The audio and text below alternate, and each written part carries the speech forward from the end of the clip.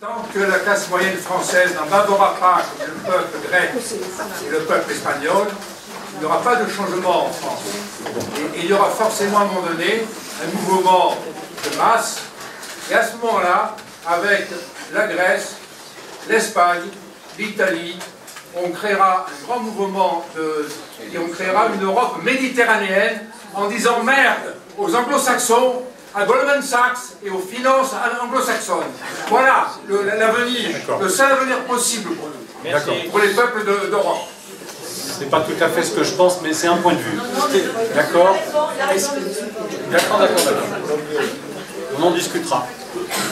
Est-ce qu'il y a quelqu'un d'autre qui veut prendre la parole? Le micro est là.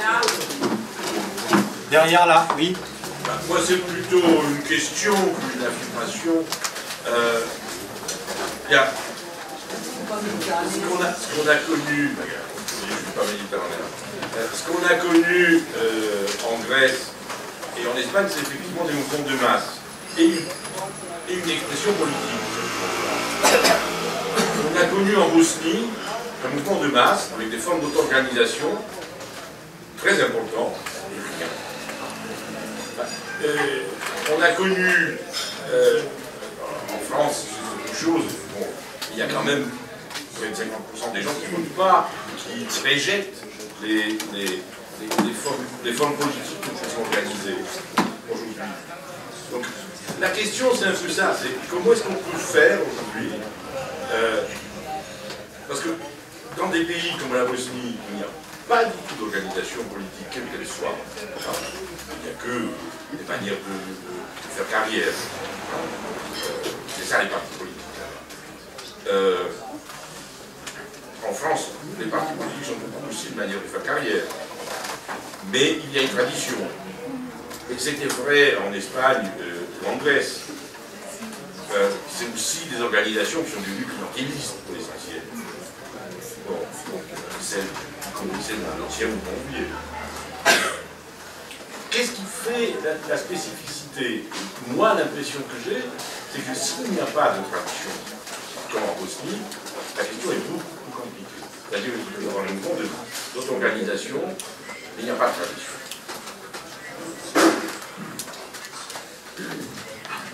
Philippe, tu veux?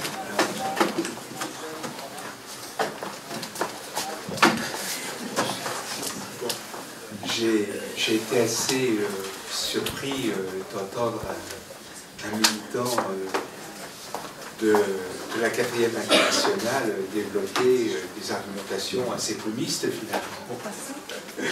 Bon, mais ça... Poumiste, du poum. Bon. Mais sinon, autre petite chose pour donner de façon concrète, moi je me sens extrêmement jaloux de nos camarades espagnols qui sont en train de vivre un moment incroyable d'un point de vue historique et que, alors que nous, on est bloqués, toute la radicalité est bloquée et figée par le Front National. Et que ça nous donne bien le fait que le verrou principal en France, il est là. Comme tu l'as rappelé, alors ça c'est une première chose. D'autre part, je suis aussi surpris, j'ai regardé la carte du coup d'État de Franco et de la résistance. Et je suis assez surpris par le fait que les résultats de Podemos épousent en partie la carte des régions espagnoles qui s'étaient opposées à Franco, premièrement. Donc, qui sont exactement les mêmes régions que la révolution espagnole, notamment Barcelone et les Asturias. Bon, ça c'est une première chose. Deuxièmement, ça c'est plutôt une question. La question stratégique, on n'arrive pas à la poser parce qu'elle est tellement immense qu'elle dépasse, y compris à l'échelle d'un pays, nos possibilités de penser l'événement. Je veux dire par là que nous savons bien que nos ennemis ne se laisseront pas faire, que viendra un moment d'une confrontation maximum, qui ne perdront pas le pouvoir comme ça. Donc, mais en même temps, on se rend bien compte que même à l'échelle d'un pays comme l'Espagne, qui a une puissance économique mais quand même mineure, le changement n'est pas possible. Donc, la question qui se pose aujourd'hui, et c'est peut-être à l'internationaliste que je m'adresse, c'est comment ces mouvements-là, Podemos ou Syriza, peuvent aujourd'hui, comment on peut penser d'un point de vue international. C'est-à-dire que l'illusion, ça serait de penser que localement, on pourrait débloquer quelque chose, alors que peut-être justement le temps qui se pose à nous, c'est de créer des poches de résistance pour pouvoir durer un peu plus longtemps. Mais certainement pas une théorie du Blitz qui ferait qu'on prendrait le pouvoir en Espagne. On prendrait le pouvoir en Espagne et après, qu'est-ce qu'on ferait? Pas grand-chose. Pas grand-chose dans le contexte européen. Bon, ça, c'est une question que moi, je me pose, c'est-à-dire la difficulté. Et bien entendu, ça pose aussi l'autre question, qui est la question qui est difficile à porter, parce que quand on voit la façon dont se comporte l'Union européenne, on se dit, si on projette un peu, qu'ils sont capables de tout. Donc, y compris, ils seront aussi capables, s'il le faut, d'utiliser la violence. Quelqu'un d'autre? Oui, au fond. Oui, oui. Je peux passer le micro? Si, c'est nécessaire.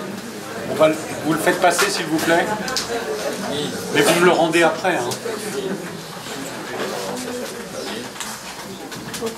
Bonsoir à tous. Je m'appelle Irma, je suis membre de Podemos Paris. Je voulais répondre à quelques questions par rapport à pourquoi en Espagne ou en Grèce et pas en France. Bon, il est clair que la situation économique n'est pas la même, d'accord. Mais j'ai comme une sensation en France, et c'est comme si on attendait tous que du jour au lendemain, on n'avait plus de travail pour commencer à agir. Pour le moment, on est dans la réflexion et on attend que la Grèce gagne, que l'Espagne gagne. Et si Grèce gagne et l'Espagne gagne, alors ça nous donne une raison de plus pour faire quelque chose en France. Mais moi je pense, d'ailleurs c'est ce qu'on a fait en Espagne, les cercles, comment ils ont fonctionné, ça a été des rassemblements collectifs de voisins, voisines, qui entre eux ont discuté des choses qui n'allaient pas bien.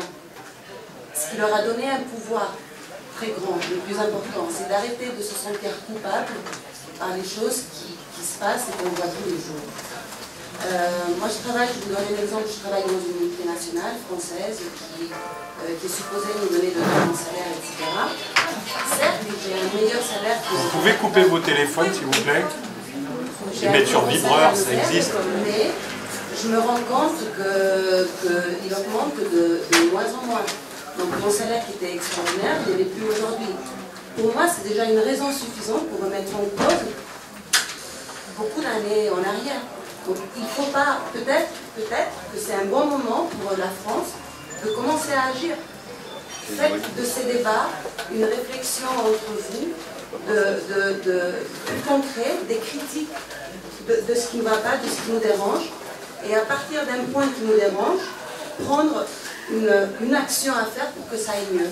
Ça peut aller des coopératives, des réunions de voisins, en parler avec vos voisins et que tout le monde commence à prendre conscience que le néolibéralisme est en train de nous faire du mal à tous. Vous pouvez passer le micro là, s'il vous plaît? Là, et ensuite, ça sera Laurent. Par ici, par là. Voilà. Oui,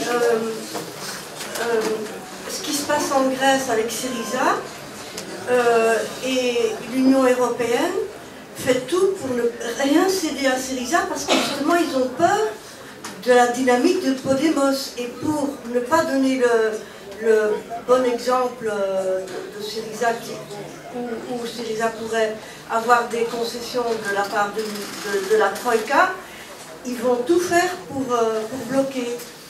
Et donc la dynamique de Podemos pour décembre, lors des élections, la bourgeoisie va tout faire et la Troïka va tout faire pour les faire peur, quoi. Dire, voilà, si vous faites comme Syriza, regardez ce qui va vous y arriver, voilà. Laurent, par ici, s'il vous plaît. Oui, d'abord, je voudrais te remercier pour le caractère très, très complet de ce que tu as dit, mais ça dit, il y a tellement de fils à tirer qu'on ne fera pas ça ce soir. Ben c'est bien, on a du boulot pour nos réflexions. Et on ne peut pas s'empêcher, même s'il y a un aspect international très important, des ruptures qui peuvent être introduites dans le système européen, etc., par ce qui est de plus en plus possible en Espagne, ce qui existe en Grèce, etc., on ne peut pas s'empêcher de penser, oui, mais chez nous, alors, une bonne idée a été émise, ça serait qu'on agisse. Mais, ok. Il se trouve que ça ne se passe pas tout à fait comme ça. Je voudrais t'interroger sur certains aspects de la différence un peu entre les situations qu'on a dans notre celle de Podemos, indépendamment de celle que tu as évoquée sur l'étiologie du mouvement lui-même. J'ai le sentiment que ici, ce que Podemos appelle la caste en Espagne ressemble peu ou prou à ce qu'ici on appelle la classe politique. Et pas que, mais il y a cet élément-là. Il y a cet élément-là. Et ici, l'un des effets du rejet de la classe politique est le rejet de la politique en elle-même. C'est-à-dire le désinvestissement de la politique, l'idée que la politique n'est pas un moyen de changer les choses parce qu'on les a vues à l'œuvre, etc. Alors qu'on a pu voir en Espagne, au contraire, ce que tu as expliqué, la concrétisation politique d'un mouvement. Et ça, c'est le Front National qui s'en sert. Parce que la stratégie que tu as évoquée comme étant initialement celle de Iglesias, qui était la caste s'effondre et on ramasse la mise et on prend le pouvoir comme ça, ressemble un peu à des choses qu'on a entendues chez certains exposants du Front de gauche, par exemple, qui disaient le Parti Socialiste va s'effondrer et nous ramasserons la mise. Mais le Parti Socialiste s'effondre, au moins on a pu le penser, il n'y a pas plus de pasotisation en France qu'en Espagne, mais surtout, la gauche ne ramasse pas la mise. Parce que la critique du système, la caste, de la classe politique, c'est pas de nous qu'elle vient. Et ce qui apparaît comme une alternative en France, il se trouve que c'est le Front National. Donc, je voudrais voir ce que tu penses de cet aspect du rapport à la politique, d'une façon générale, de l'opposition, qui se traduit et par la Nation et par le Front National. Deuxième chose, c'est vraiment une question.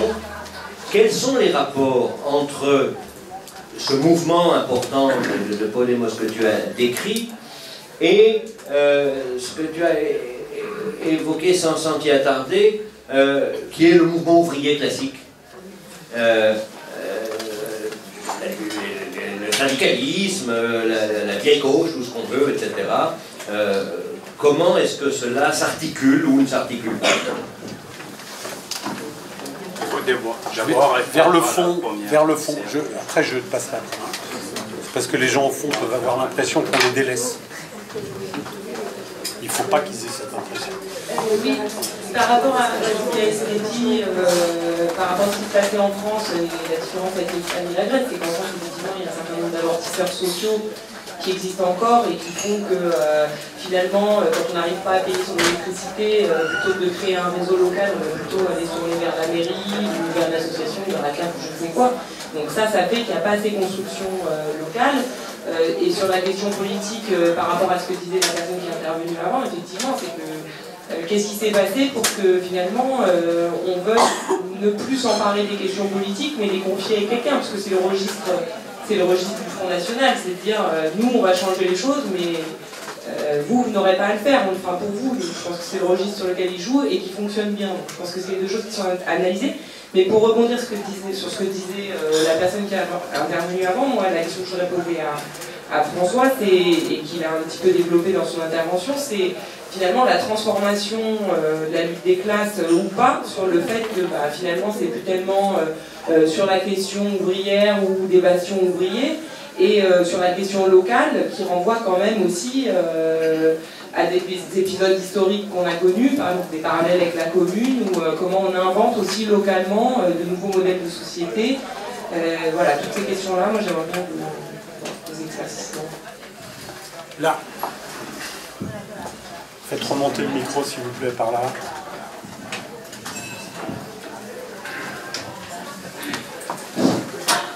Une question que je voudrais te poser, François, c'est que là je reviens à ce qu'on avait espéré quand il y a eu la chute du Berlin et l'effondrement de l'appareil stalinien international. On disait, ça va libérer des énergies. Et je crois que ce qui se passe là maintenant, dans le cadre de la crise qui s'est dégagée en 2008 à l'échelle mondiale du capitalisme, relève de ça, des énergies qui se dégagent. Mais en même temps, dans une confusion que moi, personnellement, j'avais sous-estimée. Et les choses se font, donc comment intervenir souplement? Je trouve là que tout ton exposé et en cela montre les avancées qu'on est amené à faire, hein, finalement. Tu disais poumiste, non. Comment être convaincant, comment introduire et faire des pas en avant, culturels, politiques, etc. Je crois que toute la méthode qu'il a utilisée dans cette confusion générale qui se lève, qui cherche à trouver une issue, comment faire mûrir, comment aider, comment contribuer, sans prétendre avoir le programme infus. Et dans ce sens, moi ce que je voudrais dire, c'est que nous avons transformé, moi j'en suis convaincu, notre programme de transition en un programme revendicatif. C'est le programme d'urgence, avec des revendications précises ici et là. Qu'est-ce qui s'est passé en Espagne? Alors, voir si tu en es d'accord aussi, François, c'est quand même le produit de quelque chose qui s'est levé en Tunisie et en Égypte, le mouvement des places. C'est-à-dire un soulèvement populaire où ce qui est mis en avant, c'est la dignité, c'est l'être humain, est-ce qu'il peut continuer à vivre dans cette société? C'est ça qui a été. Alors bien sûr, créé par la misère, accentué que la crise du capitalisme a créé dans ces économies périphériques. Mais en même temps, les places en Espagne, c'était quoi? On s'installe et on va reconstruire la société. C'est ça qui était le problème des places des Puerta del Sol. Ils se sont donnés comme objectif, et on en a pour longtemps. Et cette audace de défier l'appareil d'État, l'ensemble de la société, de l'accueillir et de mettre ça, je crois que c'est ça qui manque en France, c'est que cette idée, justement, de la légitimité de reconstruire une société. On est dans une situation, et en cela, le mouvement en Espagne est passé de victoire culturelle en victoire culturelle. Il est légitime, oui, de repenser à la société. Il est légitime qu'il n'y ait plus de bipartidisme, que ce qui était sacré. Alors là, il faut faire très attention. El consenso, mot maudit en Espagne. Parce que c'est toute la politique de la transition était fondée sur el consenso, sur la transition, le pacte de la Moncloa. Et ensuite, ça a été toujours comme ça. Donc, rupture du consenso, une vraie démocratie. Et donc, c'est à partir de là, engagé là-dessus, les luttes sociales, il a très bien montré, François, les luttes sociales s'inscrivaient dans le cadre d'une sorte de pensée. Alors, je ne dis pas que toute la société, et c'est vrai que pour l'instant, toute une partie du mouvement ouvrier, c'est-à-dire qui a son emploi, qui a ses conventions collectives, etc., qui sont encore contrôlées par l'UJP et Commission ouvrière, elles ont du mal à être gagnées à l'ensemble de ce mouvement. Elles restent encore, disons, dans un cadre, disons, qui est celui du consensus, parce que c'est 40 ans de consensus qui a décervelé le peuple espagnol. Et brutalement, ça tournait. Et donc, c'est une conquête. Moi, je pense avec François, et je termine, voir si on est bien d'accord, donc ça va être plus long que ce qu'on pensait. Ça va être un long processus. Bon, comment de choses à dire? Je voulais 2 minutes, 3. Je ne sais pas si ça va être un long processus. Personne n'en sait rien. Et j'ai personnellement des réticences à l'égard de cette notion de processus, parce que on peut peut-être savoir quand ça commence, mais quand on ne sait pas quand ça finit, c'est qu'il n'y a pas un vrai processus. Il y a quelque chose qui commence à un moment. Je sais qu'une révolution, c'est pas une soirée, mais on sait quand la Révolution française a commencé, on sait quand elle s'est terminée, et en tout cas, ce qui s'est passé après, c'est autre chose, c'était plus la Révolution, etc., etc. Pour moi, ce que je voulais dire simplement par rapport à ce que dit François, c'est pas vraiment des questions, mais je pense que ce que montre l'Espagne, pardon, juste avant, il y a eu des contre-expériences quand même. On ne peut pas regarder un pays et se dire comment on va faire chez nous pour faire pareil. Ça marche jamais, ça. Ça marche jamais. Il y a un pays qui m'est cher au cœur parce que j'y ai passé plusieurs années au moment où ça chauffait, le Portugal. Il y a eu une montée très importante des luttes au Portugal. Et puis il y a eu une traduction politique avec quelque chose qui ressemblait à ce qu'on voit ailleurs. Et puis le peuple, pour prendre la dénomination, il avait l'impression de donner des coups de boutoir dans une politique, de ne pas arriver à enfoncer la porte. Et puis finalement, bon, il s'est dit qu'est-ce qu'on peut faire? On ne peut rien faire. Et maintenant on est dans une phase qui est une phase de reflux. Bon, et c'est des choses de ce type auxquelles on peut assister dans d'autres pays. Alors je ferme cette parenthèse, non pas pessimiste, mais réaliste, parce qu'il peut y avoir des choses comme ça ailleurs, et peut-être, hélas, malheureusement, je ne l'espère pas, en Espagne. Mais ce que montre l'Espagne, quand même, et je crois que ça nous est très important à regarder, à comprendre, à assimiler, c'est que si Podemos a été possible, c'est parce qu'il y avait un mouvement de masse derrière. Et le mouvement de masse, personne ne décide d'un mouvement de masse, personne. On ne peut pas appuyer sur un bouton pour dire il faut qu'il y ait un mouvement de masse. Et je suis d'accord sur le fait qu'il faut aller voir les voisins, les collègues de travail, discuter avec eux, ce que fait tout militant.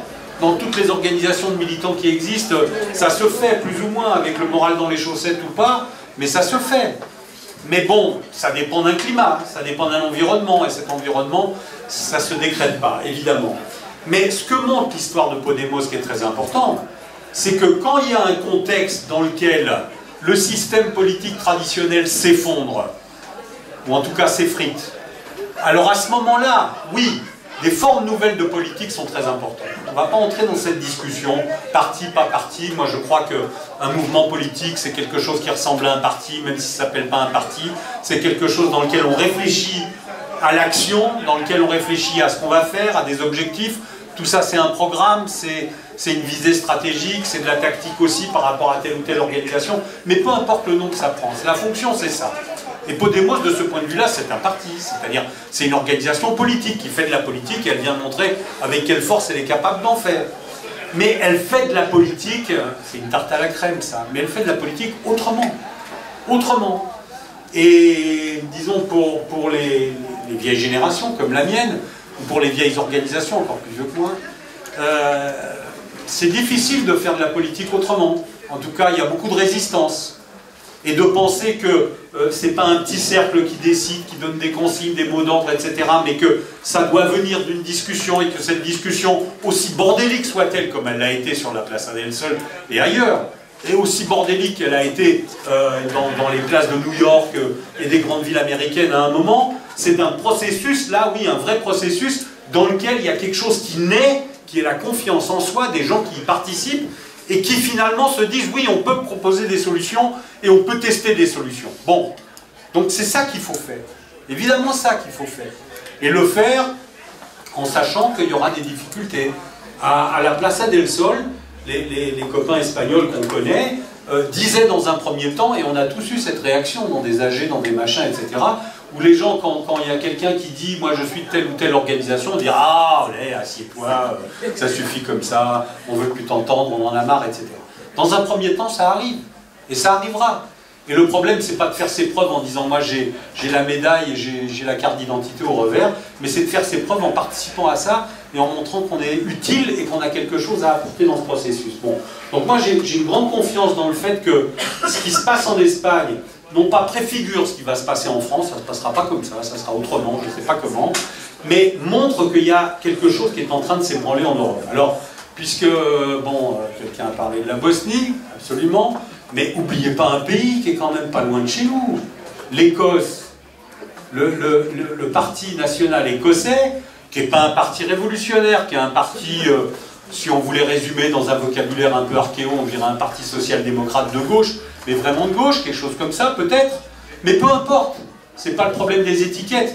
Il a remporté la mise et largement parce qu'il a mis en adéquation une revendication nationale et une aspiration nationale très très forte contre les Anglais, contre la domination anglaise, avec une revendication sociale aussi forte que cette revendication nationale. Bon, alors il y a une chimie et une alchimie qui est très différente selon les pays, mais en Espagne, on nous montre là qu'on est à l'aube de quelque chose qui peut se passer. Est-ce que ça se passera ou pas? On va tous y travailler, évidemment. Est-ce que, pardon, avant de repasser la parole à François, pas de problème, oui, oui. Oui, moi je vois à ce que tu viens de dire et avec quoi je suis en désaccord. Je voudrais dire une seule chose, pas besoin de gloser plus que ça. Ici en France, quand est-ce que dans ces dernières années et après ce qui s'était passé à Sol, on a entendu non nos representantes? C'est ça la question.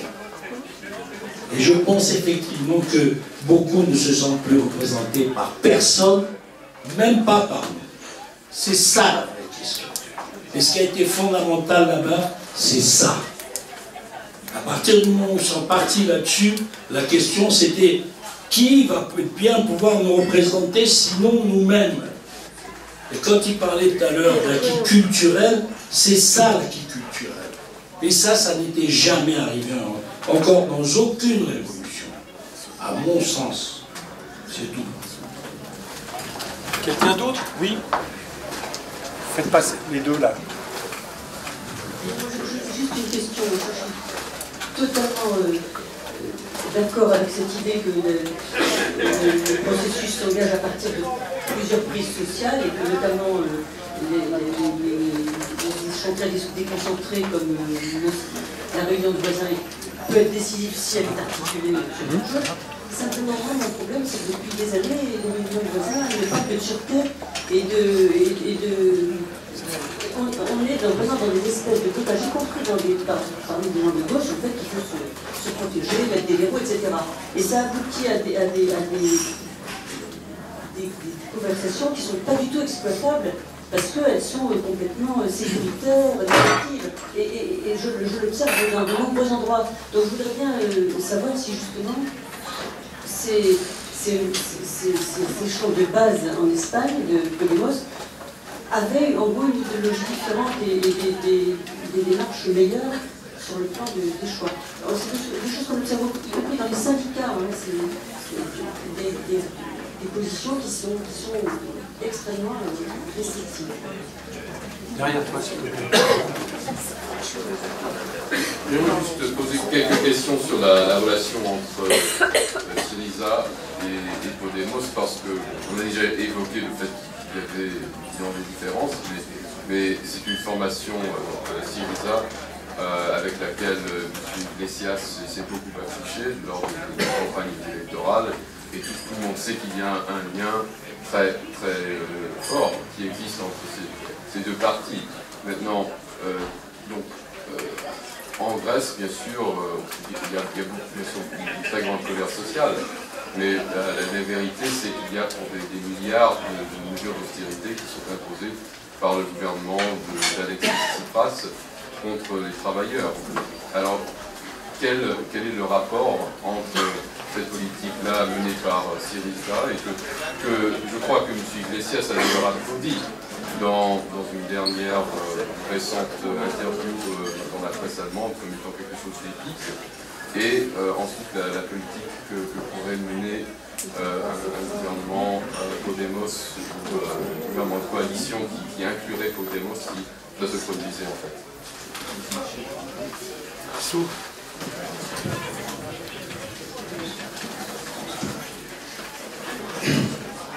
Je ne sais pas si on peut attirer à cette période des leçons de ce qui se passe en Espagne ou en France. Ce n'est pas une question de réalité assez différent. Mais il y a une chose que François n'a pas mentionnée, et parce que c'était une expérience importante, parce que l'expérience de signer, c'était une explosion après une manif que c'était assez normal, parce que c'était une manif pour revendiquer des droits de la démocratie, c'était une manif avec beaucoup de monde. Après, il y a une répression très forte, et c'est là que tout a explosé, non? Mais il y a une expérience que c'est avant les élections européennes, espagnol, que c'est les marches pour la dignité, qui a réuni à Madrid presque autant de monde comme la manifestation contre la guerre en 2003. Ça a été la mobilisation sociale, en plus avec les syndicats majoritaires qui étaient contre. C'était un peu pareil à ce qui est arrivé à Portugal avec la manifestation contre la troïka. Je pense que ça, pour moi, c'est une expérience bien intéressante pour réfléchir, pour dire qu'est-ce qu'on peut faire ici, parce que des résistances, dans la France, il existe. Il y a toujours des grèves, des entreprises qui se mettent en lutte et tout ça, mais il n'y a pas aucun élément, on peut dire, que rassemble le monde qui est un peu contre le système. Il y a une initiative. Et moi, c'est une question que je me pose, pourquoi la gauche ou la gauche radicale, ici, on ne réfléchit pas plus à comment développer des initiatives à ce niveau, non? Et plutôt que dire qu'on doit trouver la solution dans l'espace politique. Que c'est normalement l'équation qui se donne, c'est qu'il y a une dynamique sociale et après ça se traduit dans une expression politique. Même si en Espagne, je pense que toute l'évolution de Podemos aussi, ça montre un impasse de mouvement après 2012, 2013, il y a une chute comme ça de la dynamique sociale, on avait en Grèce, c'est un phénomène pareil. Au-delà de ça, je pense que sur Podemos, on doit réfléchir sur un élément qui, pour moi, c'était très choquant dans l'Assemblée citoyenne de Podemos, c'était le Congrès. Le document politique de ce Congrès, c'était on doit faire tout pour gagner les élections en novembre 2015. Mais il n'y a aucune référence pour dire qu'est-ce qu'on fait avec tous ces adhérents et tous ces militants qui sont encadrés à Podemos pour dire comment on peut faire bouger les lignes dans la dynamique sociale. Et on voit qu'il y a un décalage très fort. À niveau municipal maintenant, ça donne un nouvel espoir parce qu'il y a des cercles qui s'organisent une dynamique sociale plus forte, mais le décalage qu'il y a entre toutes ces dynamiques politiques et la dynamique sociale globale. Et dans la dynamique sociale globale, il y a une chose qui pèse toujours beaucoup, que c'est le poids des syndicats et des mouvements ouvriers. Que c'est des syndicats qui encore ils continuent à être dans le cadre des systèmes. Et que les mouvements politiques comme Podemos, il n'a pas réussi à faire bouger les lignes à l'intérieur de ces syndicats. Non? Et là, je pense qu'il y a un problème. Je pense que quand on réfléchit à Podemos, on va voir comment ça évolue. Non? Maintenant, tous les débats sont ouverts à Podemos, à différence de l'année passée, qu'avec l'Assemblée citoyenne, l'équipe de direction, il avait décidé presque de dire tous les débats sont fermés, ici on va gagner les élections et point pile.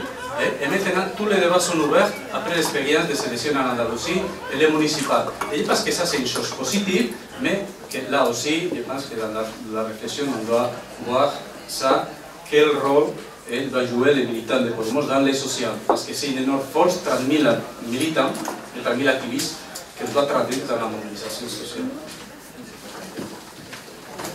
Quelqu'un d'autre ou on laisse peut-être François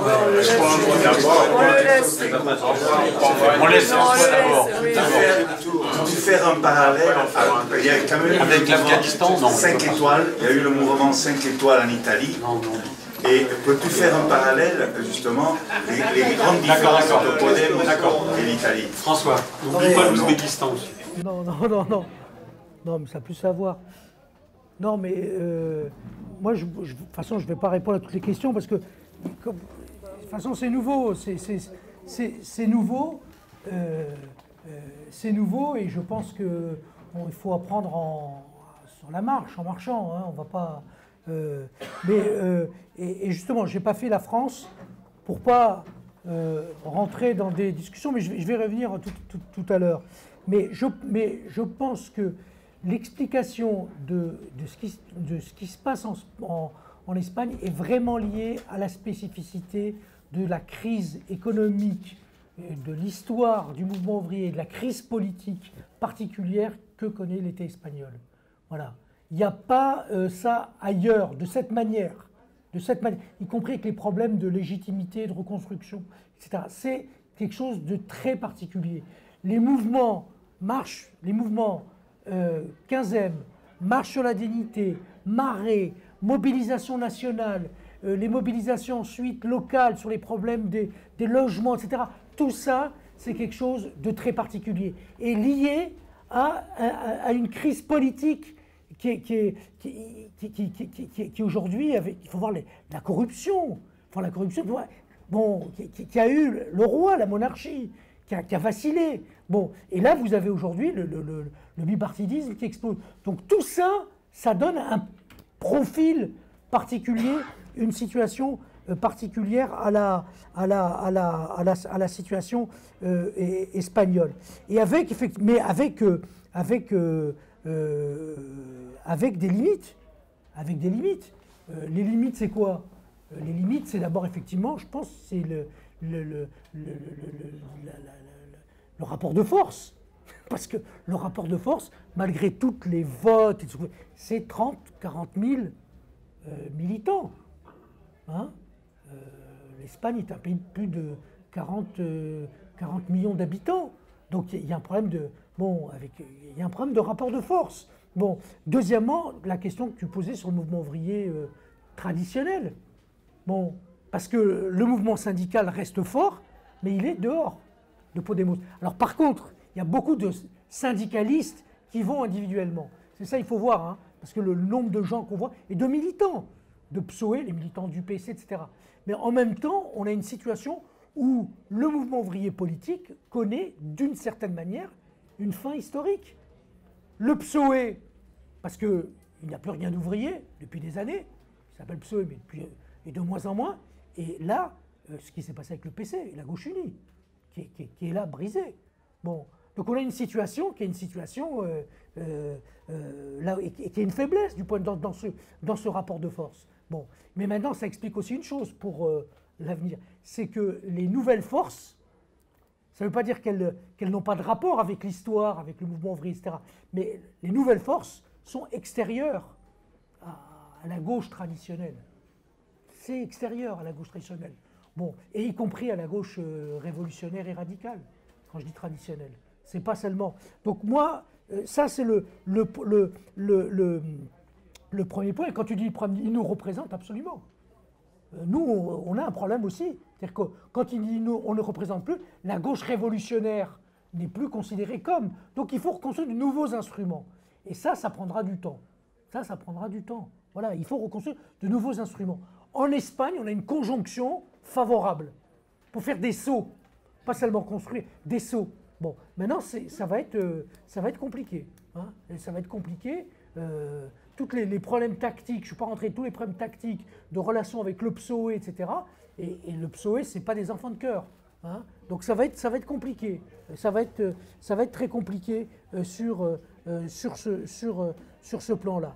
Bon, donc il y a effectivement, c'est lié au soulèvement populaire, aux problèmes, à la conjonction des problèmes politiques et des problèmes sociaux, et ça c'est typiquement espagnol, avec la forme de Podemos.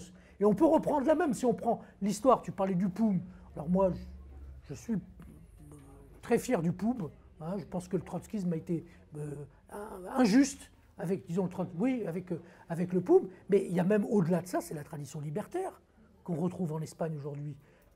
Quand on parlait des expériences de coopératives, les problèmes dans les villes, d'occupation des places, etc., il y a une tradition libertaire qui reprend sous des formes particulières. Même tous les trucs, tu disais tout à l'heure, les assemblées, les discussions sur qui est qui, etc. Tout ça, il y a l'histoire qui revient sous des nouvelles formes, mais avec des nouvelles organisations. Donc ça, c'est un point important. Et je pense que Podemos a fait ça aussi, parce que c'est la surprise. Et la surprise, je peux vous dire une chose, c'est que là, ils ne s'attendaient pas. Le PP ne s'attendait pas à perdre Madrid. Parce que je ne sais pas si vous voyez la perte de Madrid pour un parti. Hein, c'est pas un petit village ou une petite ville ou une ville moyenne. C'est la capitale. Et ils sont tétanisés là. Bon, et c'est pour ça qu'ils réagissent si violemment. Si violemment. Donc tout ça a marché parce que c'est une surprise. Et donc, une fois la surprise passée, ils vont essayer de reprendre des forces. Donc ça va être très dur. Bon, ça va être très dur. Alors, le problème, c'est que, moi je pense que ça reste l'Espagne et la Grèce des exceptions, parce que je pense que le rapport de force ailleurs n'est pas. Le point qu'il y a, et ça, mais ça peut venir aussi, avant que ça monte d'en bas par en haut, c'est la crise que peut connaître l'Union européenne maintenant. Alors, tu parlais de l'Écosse, bon, c'est peut-être très loin, etc. Mais là, ils ont mis un doigt en Grande-Bretagne sur le référendum, et on ne sait pas, là aussi on sait où ça va commencer, on ne sait pas quels sont les effets. Alors ça peut faire plouf, et puis l'Angleterre qui dit on reste en Europe. Mais s'ils sortent, il y aura des répercussions très vite en Écosse, en Irlande, vous aurez ensuite des discussions sur les rapports entre l'Union européenne et la Grande-Bretagne, c'est pas rien, et le rapport ensuite entre l'Allemagne, la France sera bousculé. Il y a une série de choses qui peuvent se passer comme ça par le haut, et ensuite avoir des effets. Voilà. Donc on rentre dans une phase, dans un contexte général qui est un contexte général de dégradation du rapport de force et d'affaiblissement historique du mouvement ouvrier. Historique du mouvement ouvrier traditionnel. Ça ne veut pas dire qu'il n'y a pas de nouvelle force, mais du mouvement ouvrier traditionnel. Voilà. Alors sur la France, moi sur la France, je pense effectivement qu'il ne faut pas essayer de reproduire. Bon, je pense que toutes les idées essayer de reproduire, de plaquer, de faire des mouvements qui vont faire, etc. Bon, en Espagne, ça a été possible parce qu'on a tous les éléments qu'on a donnés. En France, il peut y avoir une expérience, mais maintenant, il y a des choses à apprendre, mais sur le temps, par rapport à je pense, l'extérieur au mouvement ouvrier, les mouvements sociaux, les éléments de crise politique, etc. Alors pourquoi la France, aujourd'hui, alors que la France pouvait être en pointe dans les années 95, 2000, là la France est en retard. Hein. L'exception française du point de vue de la lutte des classes, aujourd'hui, elle est bien gommée, bien marginalisée. Alors moi, pour chacun ses explications, je pense effectivement, c'est ce que tout à l'heure ça a été dit, mais la France, ça reste la 6e puissance mondiale, quand même, avec des amortisseurs sociaux. La crise n'a pas frappé comme dans les 3 pays du sud de l'Europe. Hein, et ça, c'est incontestable. Voilà. Il n'y a pas eu de... Pour le moment, peut-être, absolument, il peut y avoir des rebondissements. Mais pour le moment, il n'y a pas eu des baisses de salaire. On n'a pas dit aux gens, voilà, votre fiche de paye, on vous enlève 10%. On vous a bloqué le salaire. On vous a bloqué le salaire, on fait augmenter les impôts, tout ça. Mais il n'y a pas eu, pour montrer un peu. Donc ça, c'est le premier point. Deuxième point, sur le Front National. L'Espagne comme le Portugal sont sortis de dictature. Ils ne veulent pas recommencer. Et donc ça fait effectivement une chose, c'est que les mouvements fascistes ou d'extrême droite sont limités. Leur expression est limitée. Ça joue aussi. Ça peut revenir, mais c'est limité. Troisième point, les défaites sociales qu'il y a eu en France par rapport à la pointe. Il faut sur la longue durée. Il n'y a pas eu de défaites, mais il y a une déconstruction de l'État-providence très très forte qu'il n'y avait pas eu en Espagne. En Espagne, il n'y a pas eu les 30 glorieuses au sens capitaliste avancé, parce qu'il y avait la dictature franquiste. Bon, là, vous avez eu ça, et ça, c'est déconstruit. Et ça affaiblit le rapport de force, de manière considérable. Bon, et dernier point, il y a le bilan de la gauche radicale aussi. Il y a eu 3 expériences en France de la gauche radicale, avec des formes particulières, tout ce qu'on veut. Arlette Laguillet, avec Lutte ouvrière, la LCR, le NPA, avec Olivier Besancenot, le Front de gauche, avec Mélenchon. Et ces 3 expériences qui ont débouché sur des échecs. Et ça laisse des espaces pour le Front National, pour d'autres organisations comme ça. Alors ces échecs ne sont pas définitifs, parce qu'en politique, c'est jamais définitif, mais là, on vit les effets de ces échecs. Et ça pèse sur la situation politique française. Ça pèse. Alors, j'espère qu'il y aura des événements qui bousculeront tout ça, qui redonneront. Mais là, on est encore dans la phase où il y a les effets de tout ça. Alors, tout ça il peut y avoir des changements, les changements peuvent être brutaux, il peut y avoir des relances, mais je pense que ça pèse. Ça pèse sur les militants, sur les organisations, voilà, on n'a pas eu de mouvement 15e en France, et on a la crise des organisations du mouvement ouvrier traditionnel et de la gauche radicale dans toutes, voilà, et le Front National. Donc ça fait que ça fait beaucoup. Ça fait beaucoup. Bon, alors il peut y avoir des changements brutaux, ça peut venir d'en haut, des éléments de crise politique de l'Union européenne. Il peut y avoir, là aussi, parce qu'on sait comment ça peut se passer, il peut y avoir la classe dominante et la droite et l'extrême droite peut pousser le bouchon un peu trop loin par rapport au rapport de force réel et avoir des réactions, toute une série de choses comme ça. Hein. La politique, c'est jamais fini. Mais là, on est dans une situation vraiment assez difficile et ça ne sert à rien d'avoir des raccourcis et de recopier, parce que je vois, hein, je lis les blogs des uns et des autres, d'essayer de faire des assemblées citoyennes en France en copiant les assemblées citoyennes de Podemos. Bon, on peut le faire, mais voilà, ce ne sera pas la même chose. Hein, ce ne sera pas la même chose là-dessus. Donc voilà, il faut avoir ces éléments-là, bon, être sobre dans le jugement politique, et puis apprendre, et la solidarité. Parce que là aussi, hein, les Grecs sont tragiquement seuls, et il ne faut pas que l'Espagne, demain, y ait la même chose, parce que ce que tu dis est vrai. C'est que, voilà, s'il n'y a pas de changement en même temps, mais il faut commencer d'un autre côté par un bout. Voilà. Et eux, ils ont le mérite de commencer par un bout, et donc nous, il faut qu'on suive ça, qu'on aide, et qu'on soit le plus solidaire possible de ces expériences. Voilà. Bien, je vous propose qu'on remercie chaleureusement François.